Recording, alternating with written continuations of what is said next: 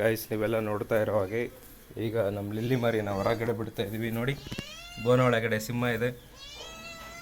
ಈಗ ಬಿಡ್ತೀವಿ ನೋಡಿ ಹೆಂಗೆ ಬರುತ್ತೆ ಹೊರಗೆ ಅಂತ. ಸೊ ಡೋರ್ ಓಪನ್ ಮಾಡ್ತಾ ಇದ್ದೀವಿ. ಸೊ ಸಿಂಹ ಈಗ ಅಟ್ಯಾಕ್ ಮಾಡುತ್ತೆ.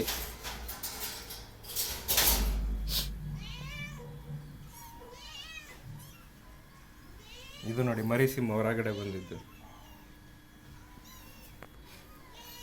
ಇನ್ನೊಂದು ಬಂತು, ಬಾ.